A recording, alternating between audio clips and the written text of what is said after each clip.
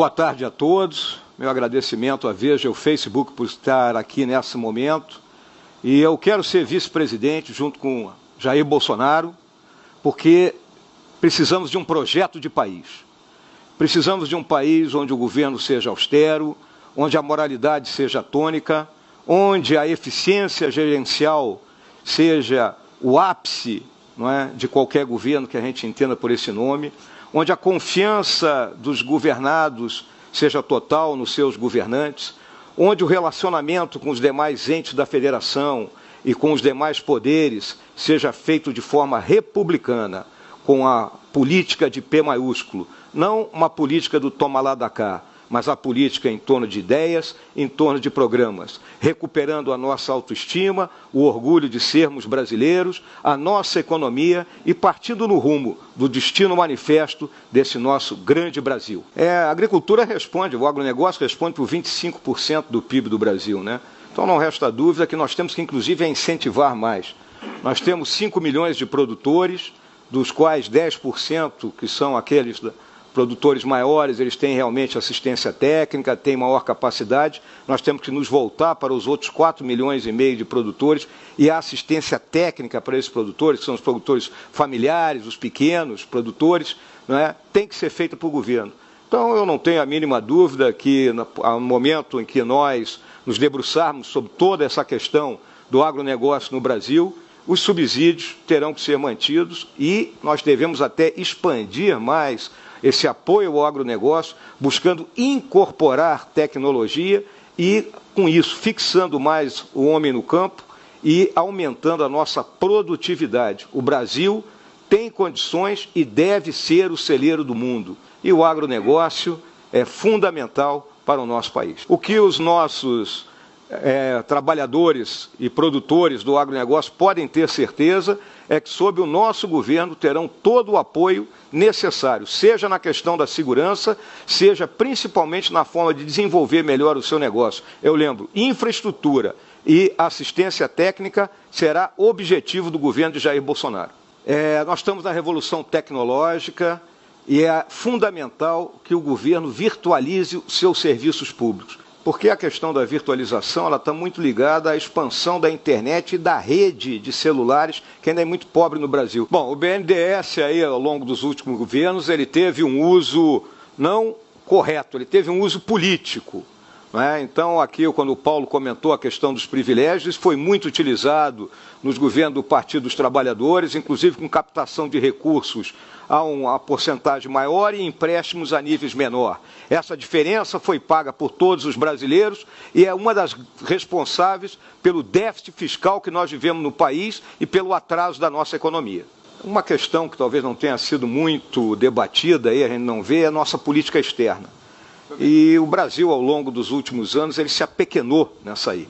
Buscou a questão de um assento no Conselho de Segurança das Nações Unidas, né, a tal política Sul-Sul, né, e a própria questão aqui do Mercosul, os nossos vizinhos. Mas é muito importante que a diplomacia brasileira ela se afirme no cenário das nações também como princípios e valores.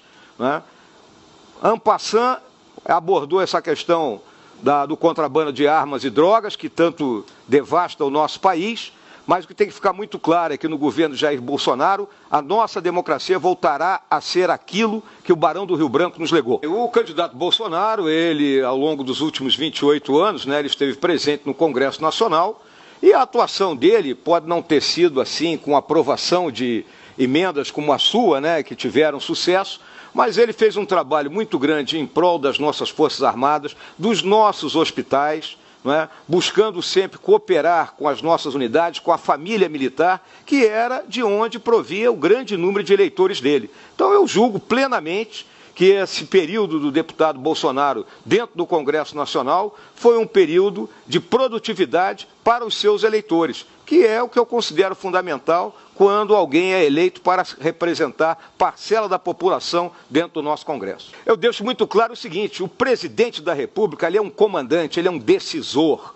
ou seja, ele tem que saber escolher os seus subordinados, colocar os homens e as mulheres certas no local certo, ouvir as suas linhas de ação e tomar a decisão. E Jair Bolsonaro sabe fazer isso como ninguém. A primeira pergunta vai para Hamilton Mourão. estamos acompanhando a situação da Venezuela e também da chegada de novos refugiados. No seu governo, qual seria a sua postura em relação ao assunto, candidato Hamilton Mourão? Bom, a Venezuela sofre uma grave crise humanitária, fruto de um projeto chamado socialismo do século XXI, que se iniciou com o presidente Hugo Chávez e agora agoniza sob as mãos do presidente Maduro.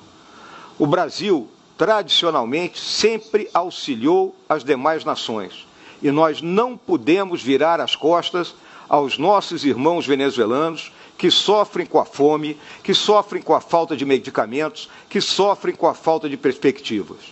Independente de termos a totalidade do recurso necessário ou não, temos que acolher esses que chegam às nossas fronteiras na busca daquilo que a gente não pode retirar de nenhum ser humano, que é a esperança. E a nossa longa tradição humanitária de termos enfrentado, ao longo da nossa história, todo tipo de totalitarismos, né, nos leva a acolher esses irmãos e manter a nossa política de buscar localizá-los dentro do nosso território nacional e não única e exclusivamente no território de Roraima, pois o governo atual demorou a compreender a magnitude dessa crise. Ou seja, apoio àqueles que fogem de um regime de fome e de opressão, fruto de uma ideologia cega. Eu finalizo apenas dizendo o seguinte: ainda no meu tempo na ativa, no Exército, eu deixei claro aos meus companheiros do alto comando que a próxima missão de paz que o Brasil teria seria dentro da Venezuela. Então, qualquer um de nós que assuma o governo deverá olhar isso com muito carinho, porque essa nossa vizinhança é um problema e nós estamos assistindo isso replicar para dentro do território nacional. Bom, o nosso sistema penitenciário, ele parou no tempo, ele simplesmente não se adaptou à realidade que nós estamos enfrentando dessa narco-guerrilha aqui no Brasil.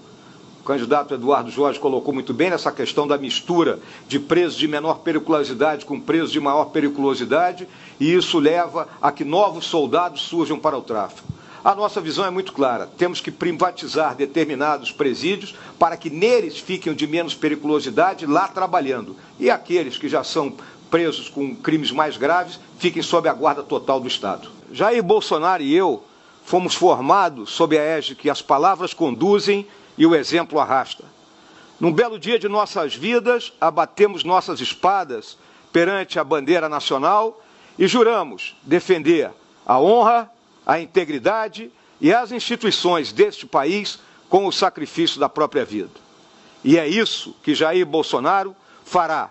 Liderará esse país pelo exemplo e nos conduzirá a um novo patamar como nação, sem jamais esquecer o bem-estar de cada um de nós brasileiros. Brasil acima de tudo e Deus acima de todos.